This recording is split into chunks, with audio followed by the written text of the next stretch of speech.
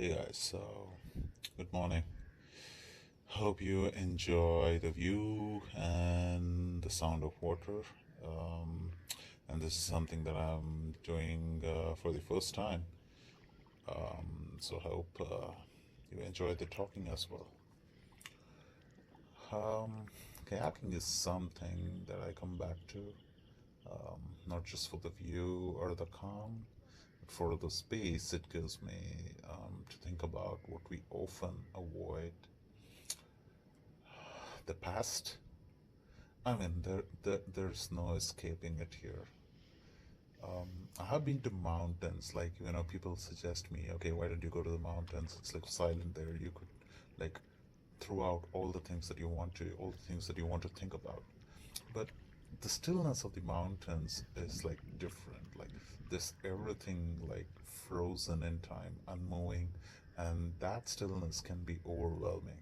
Like, like you have nothing, like you have nothing there that's actually moving, that's actually something that you can notice, that's changing.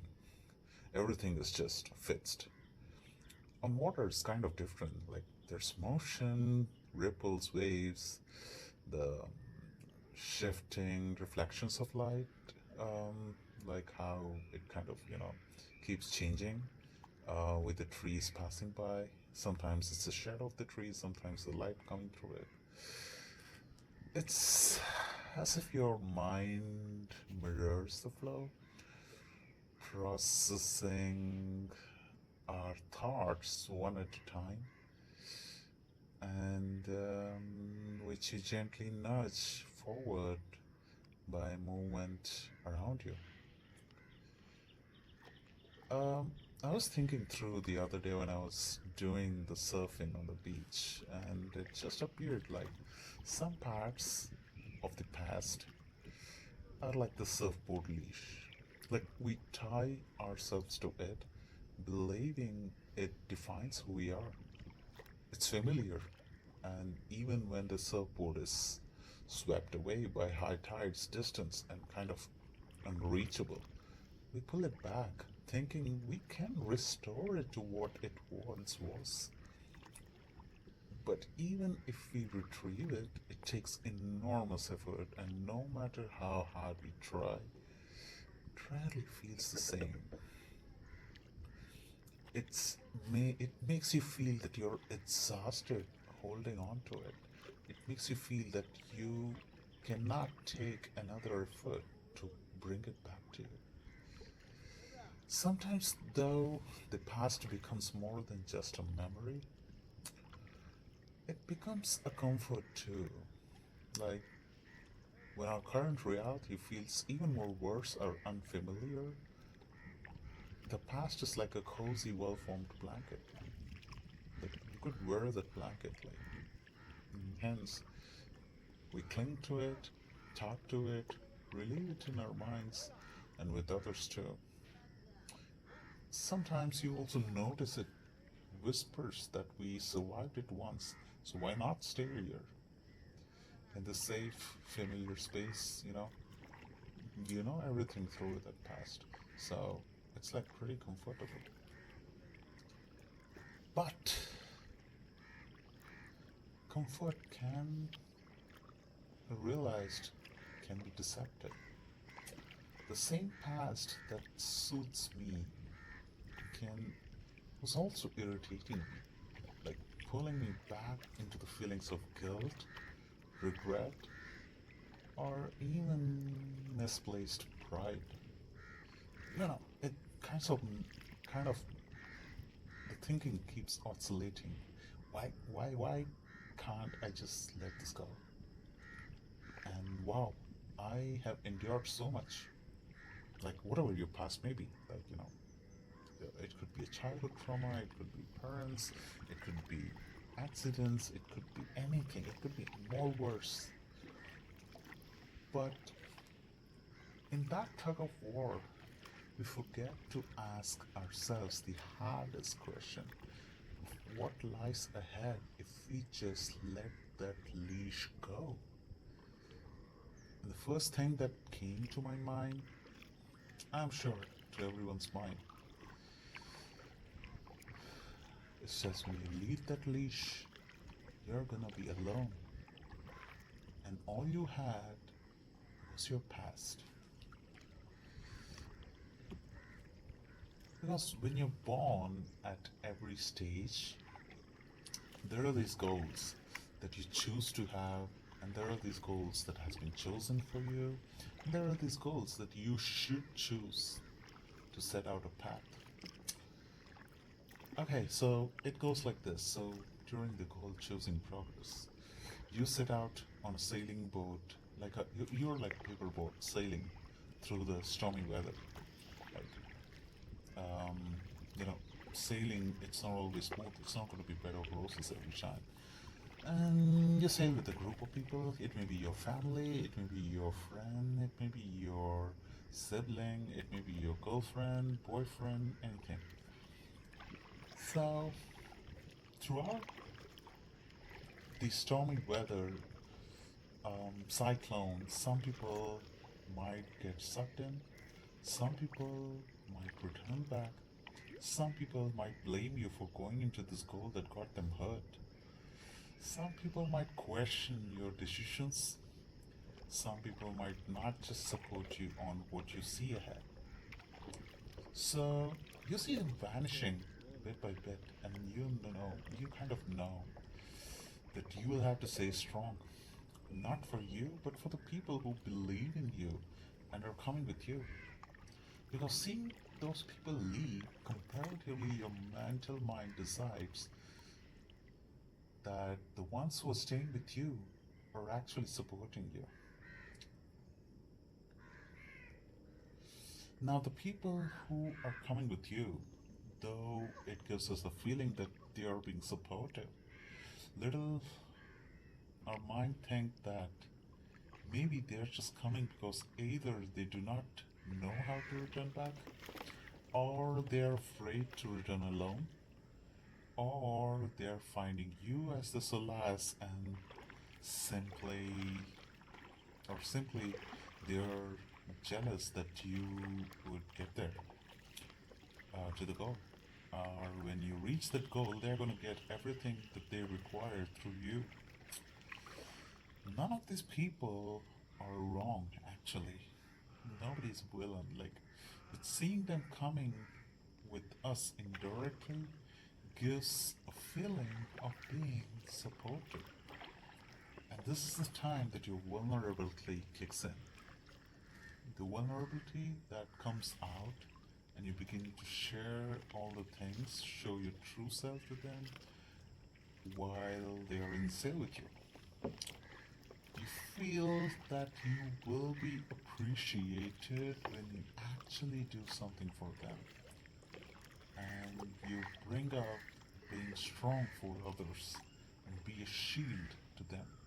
And every time, um, you know, um, what do you say? Uh,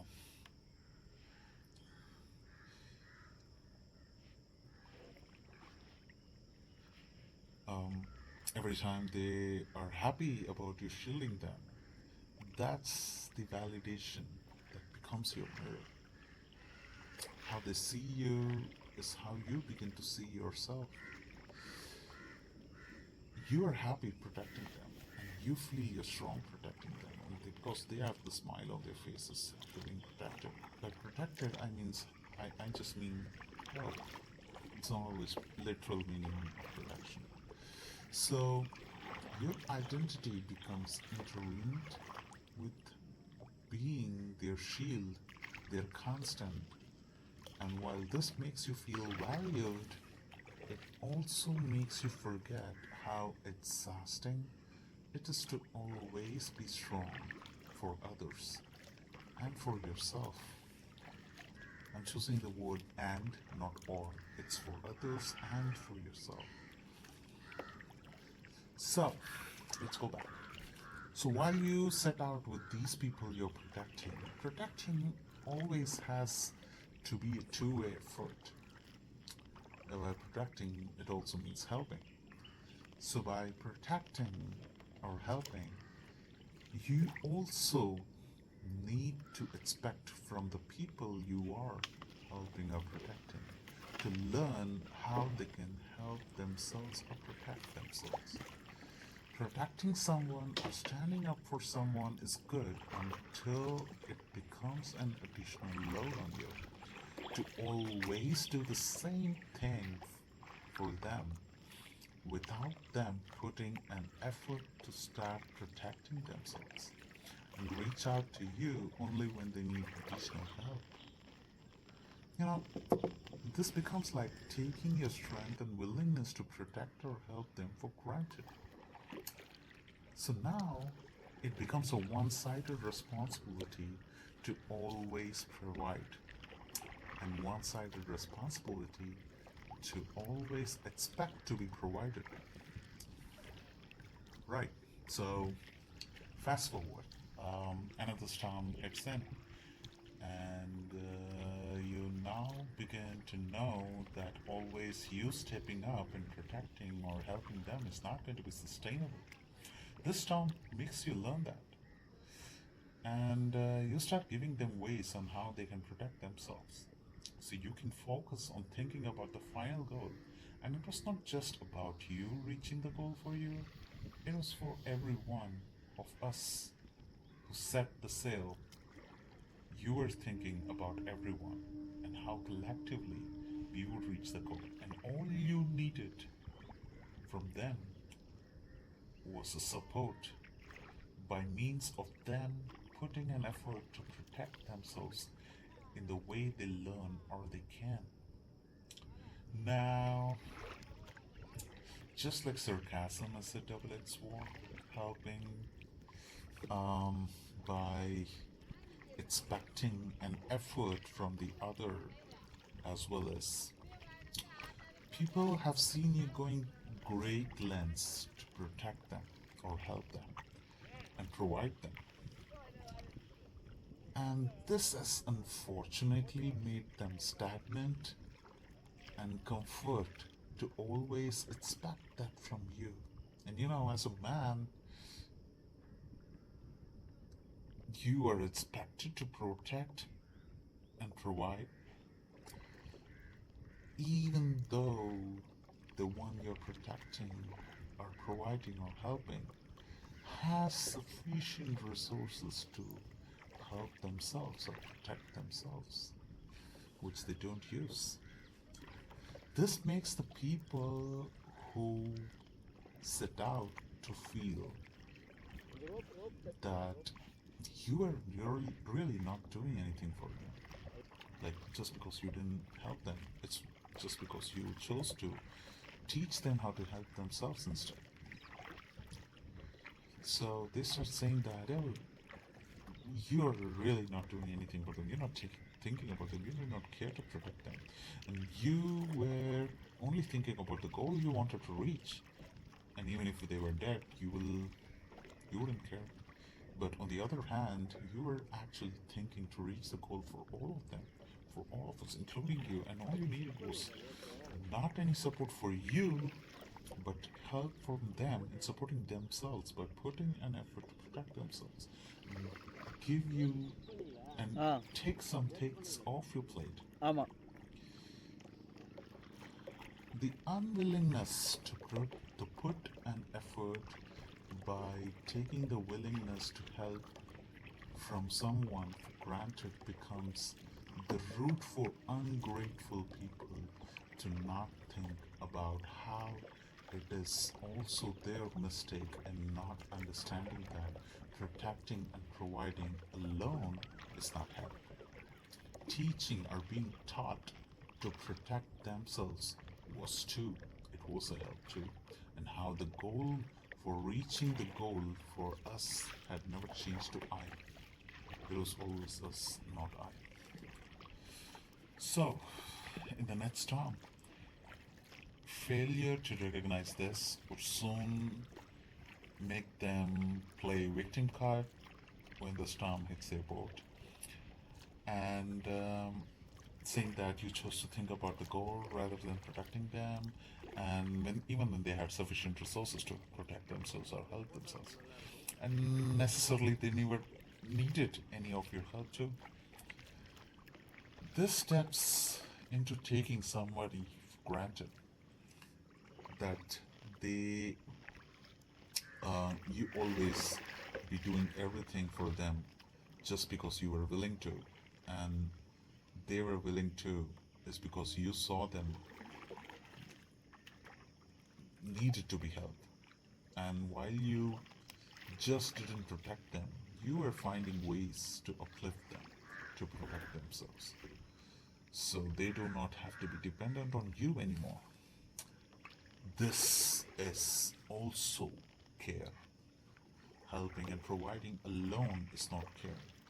Uplifting people and telling them to help themselves without your support is also care. So never keep giving money to someone just because you feel you're helping them. While you may be feeling that, you probably can control your choices, not the outcomes. What they might be feeling about you giving would drastically be different than what you feel. And how they might turn out to be is never in your control. It's better to see this coming in a very early stage. Now, now that the people who misunderstood you are almost gone, and not just gone, they blame you for everything that happened to them without giving a thought that it was due to you that they came this far. It was due to you that they learned to protect themselves even though they did not want to use that. And it was you that they've got uplifted, even if they don't recognize that. So those ungrateful people would just see as is today and blame you for everything that happened in that storm, and they'll leave you. So when you look back, remember we spoke about how you identify yourself with their smile about you when you protected them. That validation they gave you, even though false, is no longer there when you look back. And just like that, how past makes you feel alone. The ways to see yourself as well no longer exists. And as the paper boat sailed and came this far, looking back, you now know that you have not done anything for yourself. You have not seen yourself, about yourself. You have done everything for others, and now that they're no longer there, it makes you feel lonely for a moment. That you do not have anybody to think about, you do not have any validations. You take all the blame in and start introspecting on what went wrong, even though you weren't. You self blame if you should have helped, even though they could have helped themselves, and a lot of questions. But hey, asking yourself these questions is also the effort that you are putting and not them. Oh, I'm not going to say you are better off without them. Nobody's better off of anybody. The main thing that you get to is you feel weak, you feel vulnerable, you feel unsafe, and you do not know what next. Given that it's not just this that you have to worry about, it threads all the suffering you did have without these peoples too. Your family struggles, your personal struggles, abuses, which you never chose to share because you put them first over yourself, and how they never put you over them.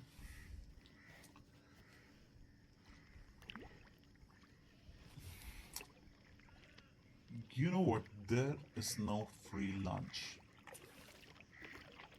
Universe has its own way to teach people their lessons in the best or the worst possible way. Karma isn't a bitch. we are. We all are. And it just lets us know we are. consequences for the actions or decisions that people took when they left you, searching for someone to protect them, by leaving the one who was teaching them to protect themselves, are certainly going to face the consequences of expecting a free lunch. I'm sure every one of us have faced this too at all times in our lives. It's not expecting somebody to face this. Even we all have faced it. I want you to take a step back and think what mistake we could have possibly done that we landed in this situation. How did this decision needed to be taken in the first place?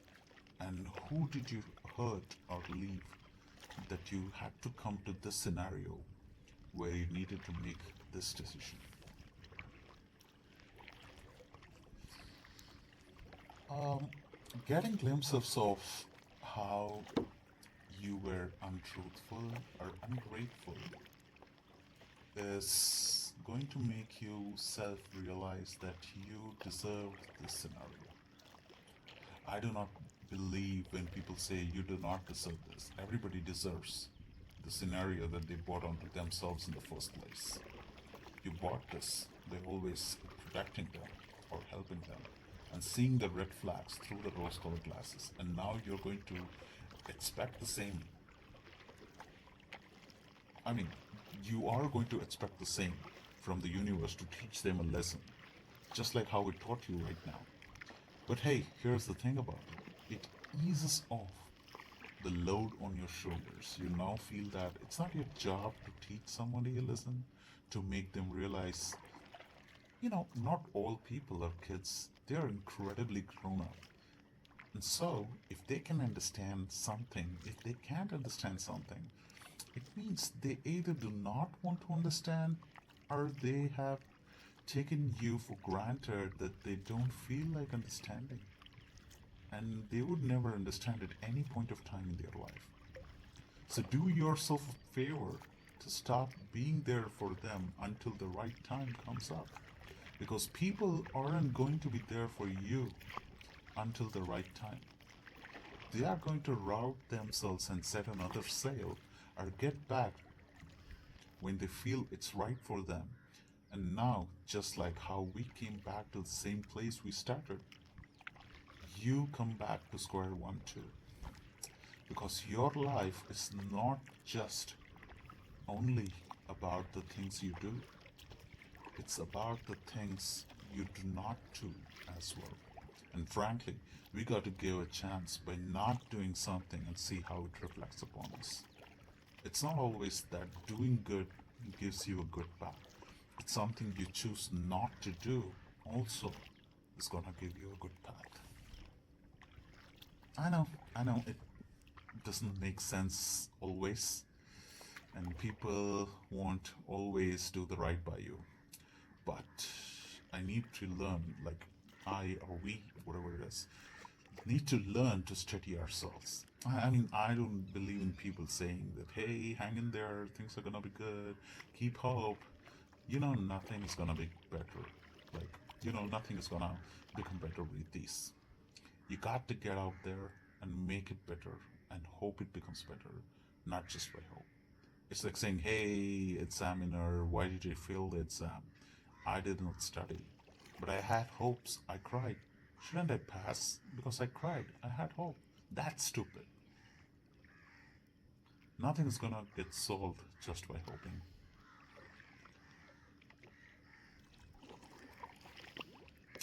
So, I don't think we can erase the past. I don't think even superficially erasing it is going to give you peace.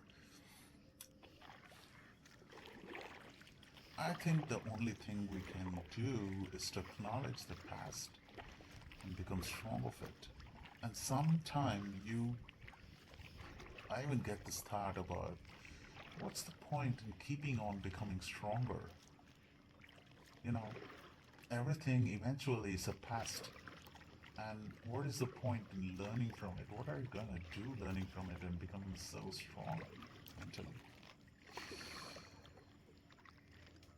But, when you look back, not with anger, maybe with the kind of gratitude that how far we have come, even though being alone, at least you do not exist in something superficial. You exist in something real, and you are real.